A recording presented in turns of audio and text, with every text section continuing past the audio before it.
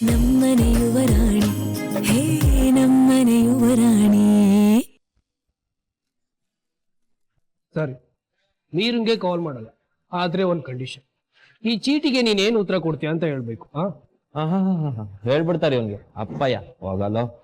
ಓಹೋ, ಹೇಳಲ್ವಾ? ಹೇಳಲ್ಲ. ಸರಿ ಬಿಡು, ಮೀರಂಗ್ ಕಾಲ್ ಮಾಡಿದ್ರೆ ಅವಳೇ ಉತ್ತರನ್ ಕಕ್ಕಿಸ್ತಾಳೆ. ಅನಿ ಅನಿ ಅನಿ ಪ್ಲೀಸ್ ಕಣೋ, ಬೇಡ ಕಣೋ, ಆಯ್ತು ಆಯ್ತು, ಇರೋ ಪ್ಲೀಸ್ ಪ್ಲೀಸ್ ಪ್ಲೀಸ್ ಫೋನ್ ಮಾಡ್ತೀನಿ.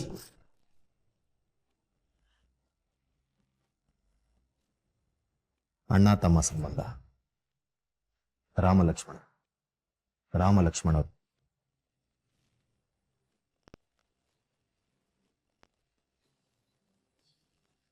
ಅಣ್ಣ ತಮ್ಮ ಸಂಬಂಧ, ರಾಮಲಕ್ಷ್ಮಣರು.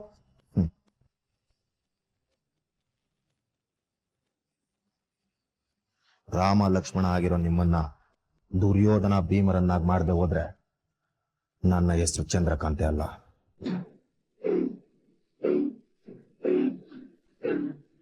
ಅದಕ್ಕೆ ಅಷ್ಟು ಪ್ರೀತಿಯಿಂದ ಲೆಟರ್ ಬರ್ದಿದ್ದಾರೆ. ಏನ್ ಉತ್ತರ ಕೊಡ್ತೀಯ ಅಂತ ಕೇಳಿದ್ರೆ ಇಷ್ಟೊಂದು ಸತಾಯಿಸ್ಬೇಕಾ? ಪ್ಲೀಸ್ ಕಣೋ, ಬೇಡ ಕಣೋ, ಪ್ಲೀಸ್ ಹೇಳು.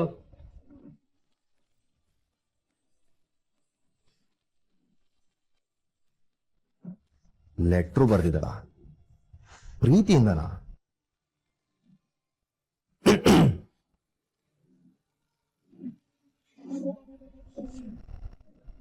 ಹಾಯ್ ಅಂಕಲ್, ಅಲ್ಲೇ ನಿಂತಿದ್ದೀರಾ, ಬನ್ನಿ ಇಲ್ಲಿ. ಅದೇನಿಲ್ಲ, ಊಟಕ್ಕೆ. ಮಾವ ಬನ್ನಿ ಬನ್ನಿ, ನಿಮ್ಗೋಸ್ಕರನೇ ಕಾಯ್ತಾ ಇದ್ವಿ.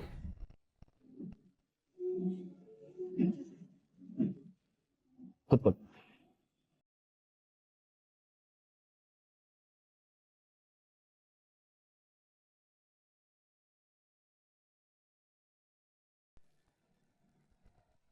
ಬೆಂಕಿ ಅಂತ ನನ್ನ ಮಗಳು ಇವನಿಗೆ ಪ್ರೇಮ ಪತ್ರ ಬರೀತಿದ್ದಾಳ.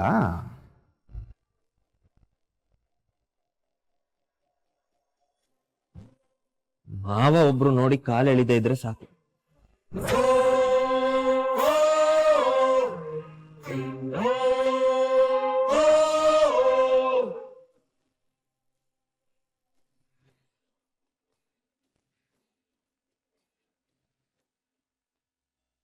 ಈ ಅಂಕಲ್ನ ಹೇಗಪ್ಪ ಬದಲಾಯಿಸೋದು? ಸರ್ ಸರ್ ಪ್ಲೀಸ್ ಸರ್, 2 ದಿನ ಎಕ್ಸ್ಟೆನ್ಷನ್ ಟೈಮ್ ಕೊಡಿ ಸರ್, ದುಡ್ಡು ಕಟ್ಬಿಡ್ತೀನಿ, ಮಿಸ್ ಮಾಡಲ್ಲ. ಅದು ಹೇಗಾಗತ್ತಮ್ಮ? ನಿಮ್ಮಂತವ್ರಿಗೋಸ್ಕರ ನಾವು ಇನ್ಸ್ಟಾಲ್ಮೆಂಟ್ ಮೇಲೆ ಫೀಸ್ ಕಟ್ಸ್ಕೊಳ್ತೀವಿ. ಎಕ್ಸಾಮ್ ಹತ್ರ ಬರೋರ್ಗು ಟೈಮ್ ಕೊಡ್ತೀವಿ. ಇನ್ನೂ 2 ದಿನ ಅಂದ್ರೆ ಸಾಧ್ಯನೇ ಇಲ್ಲ. ಸರ್ ಸರ್ ಪ್ಲೀಸ್ ಸರ್, ಅವಳು ಫೀಸ್ಗೆ ಅಂತಾನೆ ಅಮೌಂಟ್ ರೆಡಿ ಮಾಡಿದ್ಲು, ಆದ್ರೆ ಯಾರೋ ಪಿಕ್ ಪಾಕೆಟ್ ಮಾಡಿದ್ದಾರೆ.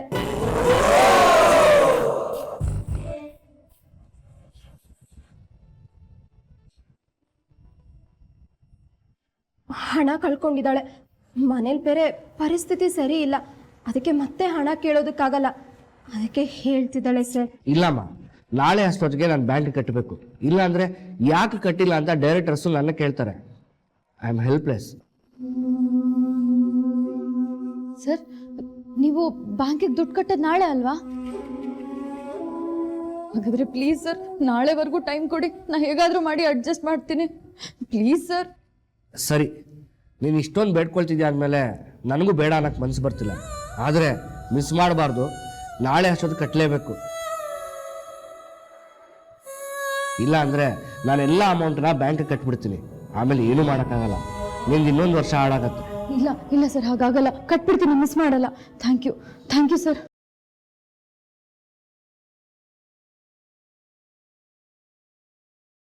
ಮೀರಾ, ಫೀಸ್ ಹೇಗೆ ಕಟ್ತೀಯಾ?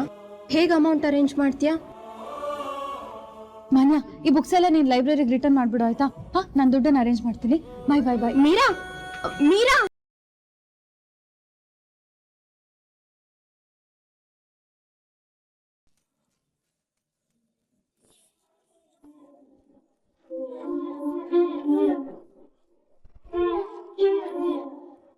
ಅಮೋರೆ, ಬದನೆಕಾಯಿ ಕೆಜಿಗೆ 40 ರೂಪಾಯಿ ಹೇಳಿದ್ರು. ನಾನು ಹಂಗೋ ಹಿಂಗೋ ಚೌಕಾಸಿ ಮಾಡಿ 20 ರೂಪಾಯಿ ಕೆಜಿ ಹಾಕ್ಸ್ಕೊಂಬಂದಿದ್ದೀನಿ. 20 ರೂಪಾಯಿಗೆ ಎಂತದ್ ಕೊಡ್ಬೇಕೋ ಅಂತದೇ ಕೊಟ್ಟಿದ್ದಾರೆ. ನೀನೇನಾದ್ರೂ ಇದನ್ನ ತರದೆ ಹೋಗಿದಿದ್ರೆ ಇವತ್ ಸಾಯಂಕಾಲ ಅಷ್ಟೊತ್ತಿಗೆ ಇದನ್ನ ಹಸುಗ್ ಹಾಕಿರೋರು. ನೋಡಿಲಿ. ಕೆಜಿಗೆ 40 ರೂಪಾಯಿ ಕೊಡೋದಕ್ಕಿಂತ ಅಷ್ಟೋ ಇಷ್ಟೋ ಕೆಟ್ಟಿರೋ ಕಾಯನ್ನ ಕುಯ್ದು ಹಾಕಿದ್ರೆ ಎಷ್ಟೋ ಉಳಿತಾಯ ಆಗತ್ತೆ. ಆರೋಗ್ಯವಾಗಿರೋ ತಿನ್ಬೇಕಲ್ವಾ ಲಕ್ಷ್ಮಿ ಅಮ್ಮ? ನಿನ್ ಮನೆ ಆಗಿದ್ರೆ ಆಗೇನ್ ಮಾಡ್ತಿದ್ಯೋ? ಯಾರ್ದೋ ಮನೆ ದುಡ್ಡು ಆರೋಗ್ಯವಾಗಿರೋ ತಿಂದೆ ಇನ್ನೇನ್ ಮಾಡ್ತೀಯ? ಇದೇನೋ ಕೊತ್ತಂಬರಿ ಬೇರೆ ಇರ್ಲಿಲ್ವಾ?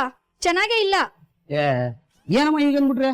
ಬೇರೆ ಕಡೆ ಕೊತ್ತಂಬರಿ ಸೊಪ್ಪಿಗೆ ಕೊಟ್ಟಿಗೆ 25 ರೂಪಾಯಿ ಹೇಳಿದ್ರು, ನಾನು 10 ರೂಪಾಯಿ ಕಟ್ ತಂದಿದ್ದೀನಿ. ಇಲ್ಲಿ ನೋಡಿಲಿ, ಬೇರೆ ಹತ್ರ ಇರೋ ಎಲೆ ಎಲ್ಲ ಕೊಳ್ತು ಹೋಗಿದೆ. ಕಡಿಮೆ ರೇಟಿಗೆ ಸಿಗುತ್ತೆ ಅಂತ ಕೊಳ್ತು ಹೋಗಿರೋ ತಿನ್ನಕ್ಕಾಗತ್ತಾ? ಮಾ, ಕಡಲೆ ಬೀಜ ಏನ್ ರೇಟ್ ಆಗಿದೆ ಅಂತೀರಾ? ಕೆಜಿಗೆ 125 ರೂಪಾಯಿ. ಕಳೆದ 1-2 ವರ್ಷದ ಹಿಂದೆ 75 ರೂಪಾಯಿ ಇತ್ತು.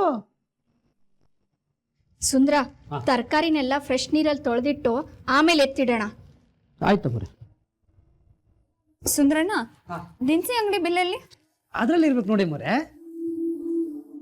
ಇಲ್ಲ, ಇದರಲ್ಲಿ ಬರೀ ತರಕಾರಿ ಬಿಲ್ ಇದೆ ಅಷ್ಟೇ.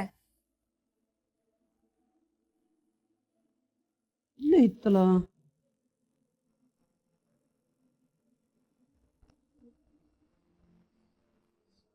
ಎಲ್ಲೋಯ್ತು? ಎಲ್ಲೋ ಬಿದ್ದೋಗಿರ್ಬೇಕು ಮರೆ. ಸರಿ, ದಿನಸಿ ಅಂಗಡಿಲಿ ಎಷ್ಟು ಖರ್ಚಾಯ್ತು? ನನ್ ನೆನಪಿಲ್ಲ ಮರೆ. ಸುಂದ್ರಣ್ಣ, ಇಷ್ಟೊಂದು ಕೇರ್ಲೆಸ್ ಆಗಿದ್ರೆ ಹೇಗೆ? ಎಷ್ಟು ಖರ್ಚಾಯ್ತು ಅಂತ ಗೊತ್ತಿಲ್ಲ, ಬಿಲ್ ಎಲ್ಲಿದೆ ಅಂತ ಗೊತ್ತಿಲ್ಲ, ಇಷ್ಟೊಂದು ಬೇಜವಾಬ್ದಾರಿ.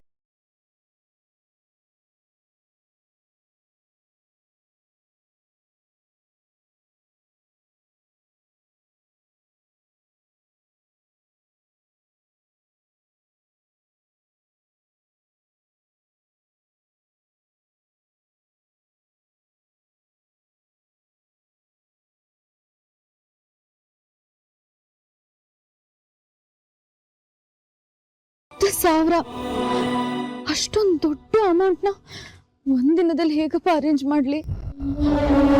ಏನ್ ಮಾಡಲಿ? ಯಾರನ್ನು ಕೇಳಲಿ? ಅಮ್ಮಂಗೇನಾದ್ರೂ ಹೀಗಾಯ್ತು ಅಂತ ಹೇಳಿದ್ರೆ ಪಾಪ ತುಂಬಾ ನೊಂದ್ಕೊಂಡ್ಬಿಡ್ತಾರ.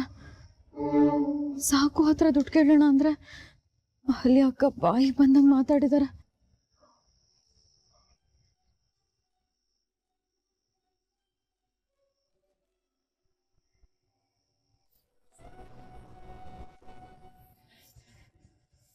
ಯಾರ ಹತ್ರ ಹೇಳಿ? ಅಷ್ಟು ದೊಡ್ಡ ಅಮೌಂಟ್ನ ಹೇಗಪ್ಪ ಅಡ್ಜಸ್ಟ್ ಮಾಡಲಿ?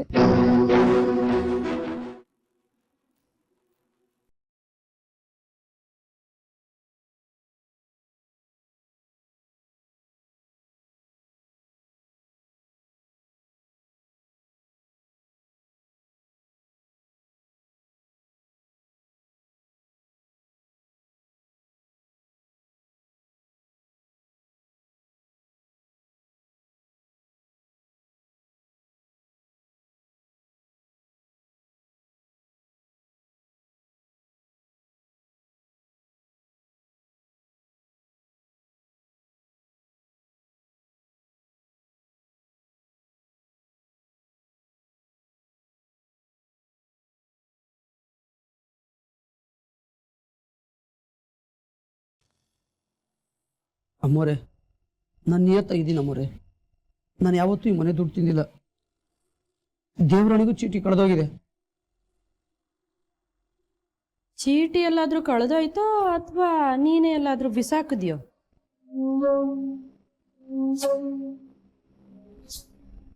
ನಾನು ಯಾಕೆ ಆಗ ಮಾಡಲೆ ಮೊರೆ? ನನಗೆ ಸ್ವಲ್ಪ ನೆನಪಿರೋ ಪ್ರಕಾರ 850 ರೂಪಾಯಿ ಆಯಿತು. ಸ್ವಲ್ಪ ನೆನಪಿರೋ ಪ್ರಕಾರ ಅಂದ್ರೆ ಏನರ್ಥ? ಲೆಕ್ಕ ಪಕ್ಕ ಇರ್ಬೇಕಲ್ವಾ ಸುಂದ್ರಣ್ಣ?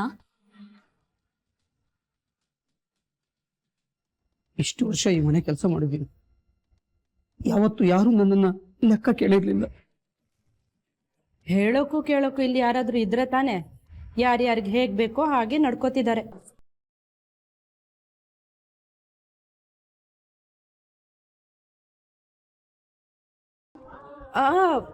ಇದ್ರ ಅರ್ಥ ನೀನ್ ತಿಂತಿದ್ಯಾ ಅಂತ ಅಲ್ಲಪ್ಪ.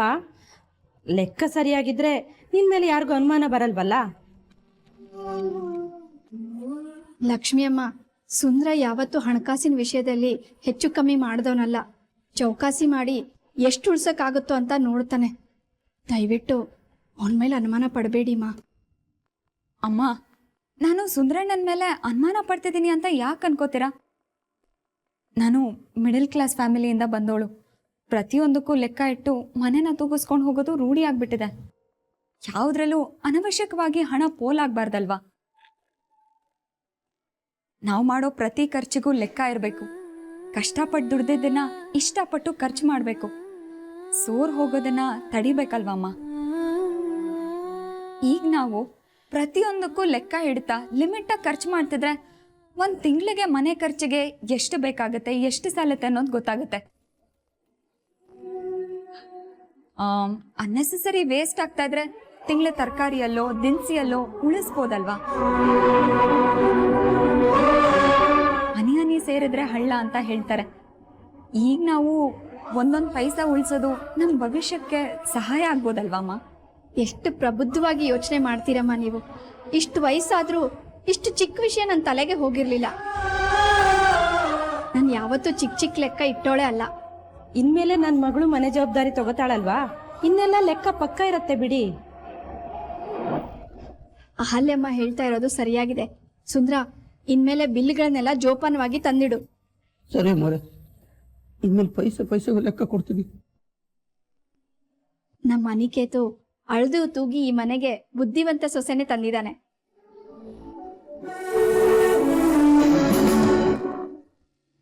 ಹೇ, 2 ಸ್ಪೆಷಲ್ ಚಾಯ್ ಕೊಡು. ಬಾರಮ್ಮ ಮೀರಾ, ಬಿಸಿ ಬಿಸಿ ಚಾಯ್ ಹೇಳಿದ್ದೀನಿ ಅಂದಾಗ ಎಲ್ಲಿ ನಿನ್ ಫ್ರೆಂಡ್ ಮಾನ್ಯನೇ ಕಾಣಿಸ್ತಾ ಇಲ್ಲ? ನಾನೊಬ್ಳೆ ಬಂದಿದ್ದೀನಿ ಅಂಕಲ್. ಹೌದಾ? ಹೇ, 1 ಸ್ಪೆಷಲ್ ಚಾಯ್ ಕ್ಯಾನ್ಸಲ್ಲು, ಒಂದೇ ಸಾಕು. ಮತ್ತೆ ನಮ್ಮ ಮೀರಾ, ಎಕ್ಸಾಮಿಗೆ ತಯಾರಿ ಹೇಗಿದೆ? ಅಲ್ಲ, ಈಗಿನ ಕಾಲದ ಮಕ್ಕಳು ತಿಂಡಿ ತಿನ್ನೋದಕ್ಕೆ ಬರೋರು, ಕಾಫಿ ಕುಡಿಯೋದಕ್ಕೆ ಬರೋರು ನಮ್ಮ ಹೋಟ್ಲನ್ನೇ ಸ್ಟಡಿ ರೂಮ್ ಅನ್ಕೊಂಡ್ಬಿಟ್ಟಿದ್ದಾರೆ ಅಂತ ಕಾಣುತ್ತೆ. ಟೇಬಲ್ ಮೇಲೆ ಪುಸ್ತಕ ಓದ್ತಾರೆ, ಟೇಬಲ್ ಮೇಲೆ ಪುಸ್ತಕ ಇಡ್ತಾರೆ. ವರ್ಷ ಪೂರ್ತಿ ಚೆನ್ನಾಗಿ ಓದಿದ್ರೆ ಈ ರೀತಿ ಹೋಟೆಲ್ ಸ್ಟಡಿ ಮಾಡ್ಬೇಕಾದ ಪರಿಸ್ಥಿತಿ ಬರ್ತಾ ಇತ್ತಾ? ಇಲ್ಲ ದಾಮಣ್ಣ. ಇದ್ಯಾಕಮ್ಮ ಹೀಗಿದೀಯಾ? ಯಾವಾಗ್ಲೂ ಅರಳು ಹೊರದಾಗೆ ಪಟ್ಪಟ ಅಂತ ಮಾತಾಡ್ತಾ ಇದ್ದೆ. ದಾಮಣ್ಣ, ಆಕ್ಚುಲಿ ನಾನು ನಿಮ್ ಹತ್ರ ಒಂದ್ ಸಹಾಯ ಕೇಳೋದಕ್ ಬಂದೆ. ಬೇರೆಯವ್ರ ಹತ್ರ ಹೆಲ್ಪ್ ಕೇಳೋಣ ಅಂದ್ರೆ ಮುಜುಗರ, ನಿಮ್ ಹತ್ರ ಕೇಳೋಣ ಅಂತ ಅನ್ಕೊಂಡೆ. ಆದ್ರೆ ಈಗ ಹೇಗ್ ಕೇಳಲಿ ಅಂತಾನೆ ಗೊತ್ತಾಗ್ತಿಲ್ಲ. ಅಯ್ಯೋ, ಅದಕ್ಕೆ ಯಾಕಮ್ಮ ಸಂಕೋಚ ಪಡ್ತಾ ಇದೀಯಾ? ಅದೇನ್ ಬೇಕು ಹೇಳು.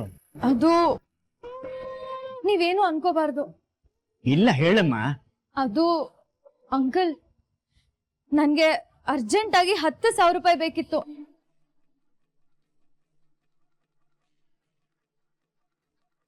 ಏನು, 10,000ನಾ? ಧಾಮಣ್ಣ ಅಂಕಲ್, ಅರ್ಜೆಂಟ್ ಆಗಿ ಹಣ ಬೇಕಿತ್ತು. ಏನಮ್ಮ ಮೀರಾ, ತಮಾಷೆ ಮಾಡೋದಕ್ಕೆ ನಾನೇ ಸಿಕ್ಕಿದ್ನೋ ಹೇಗೆ? ಅಯ್ಯೋ ಅಂಕಲ್, ದೇವ್ರಾಣೆಗೂ ತಮಾಷೆ ಮಾಡ್ತಿಲ್ಲ ಅಂಕಲ್. ಅರ್ಜೆಂಟ್ ಆಗಿ 10,000 ರೂಪಾಯಿ ಬೇಕಿತ್ತು.